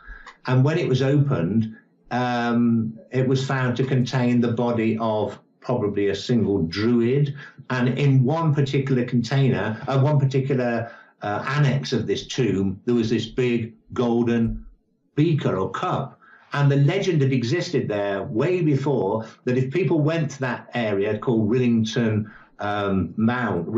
Barrow, in the middle of the moorland, and got lost and were thirsting, what would happen is this phantom druid would appear and give you a sip from this golden cup. So this story had been there for years until it was eventually opened, and it had never been opened before for centuries. And this story must have been passed on for centuries about who was buried there and what he had with him. Wow. And once again, the thing that I love about your work is that you do incorporate archaeology, mythology, all of these things together and see them as a whole. Which I consider hugely important, because if we lose the stories, then we're losing part of the history of an area or an object or a civilization, and at least their understanding to be able to see things through their eyes because of their story is massively important. And your work is voluminous and amazing, Graham. I want to thank you for coming on. It is always a great conversation, man. The book Mystery of Doggerland is epic, folks. Go out, get it. It is absolutely fascinating to go through and read about how this civilization existed in the North Sea and just slowly migrated down and kind of lost itself along the way. It really is the story of how easily that is done, that we as humanity forget ourselves, forget our history, and forget places like Doggerland that were right there, that ancient civilizations told us about through their myths, history, things like that. So where can everybody go to get your books, follow your work? Everything else, I know you're always posting things on social media, but where can they go to, of course, other than our online store, to find you? Well, there's your online store. There's Amazon. You can get it on Amazon in the UK or in the United States and most places in the world. And because it's published by Traditions, they've got, they provide a lot of bookshops with the books in the States and in the UK as well. And but if you go to my website, grahamphillips.net, there it is, grahamphillips.net. On the front page, you will see all the books that most of the books I've published. All you need to do is click on one of them, and you'll then get pages of all about it. I just click on one of them. Try that one. There we go. Click on that one. There we go. And if you go down, you go all the way down, and you see all about and then if you go to a next page, which you can click on at the bottom, you've got photographs, pictures of the legend. Oh. That one's about Merlin, but whatever. So there's plenty there to tell you all about the books.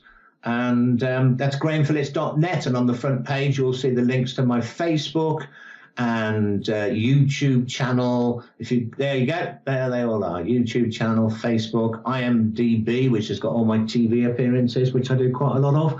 And there we go. That's my YouTube channel. It's something anyway. Whatever it is. Oh, Facebook. That's your Facebook. That's your Facebook. There I am. Looking slightly younger than I do now. I was most impressed the other day. I'm trying to remember which show it was that I was watching. I've always got like one of the, unidentified, all kinds of shows going on just in the background as I'm working on my computer in the living room. And I was watching something about the Holy Grail, and I forget which show it was. And I've done quite a few on that. Oh, absolutely. But as my wife walked into the kitchen, she heard your voice and she was like, "Oh, is that Graham Phillips?" I was like, "Yeah, all right." Awesome. So yeah, you can be found as a talking head on all kinds of shows. Once again, the latest one on the grade I did is something that was on the show that Lawrence Fishburne presented. Yes. That was the one actually. So yeah. It's always great whenever I get to see you. Your work is voluminous and amazing. I need to have you on to talk about Strange Fate very soon. So that is your other new book. You are always working, always doing great stuff. Thank you so much for your time, Graham. I appreciate it. Hold the line real quick while we close things out with the audience. While you are online, everybody, checking out all of the amazing work of our guest, Graham Phillips, make sure to stop on by Curious Realm. CuriousRealm.com/store is where you can find all of the books from our guests. CuriousRealm.com/video. Ooh, I don't know why that's not loading. That is where you can go to actively follow all of the video feeds and YouTube channels of our guests, as well as ours, and like, follow, subscribe. I guarantee you it works, folks. Thank you so much for tuning in, as always, everybody.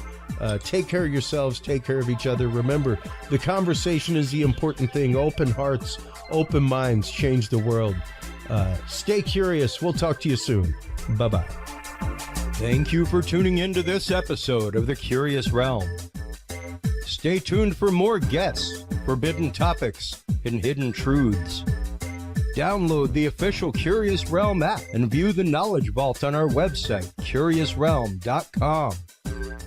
Follow us on social media by searching Curious Realm.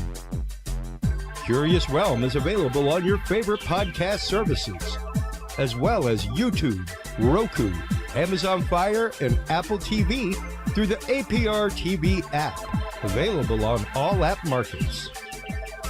Curious Realm is a proud member of the HC Universal Network family of podcasts. For more great content or to become a sponsor of Curious Realm or other podcasts, visit hcuniversalnetwork.com today. Thanks for listening. Stay curious. And remember, the other side is always watching.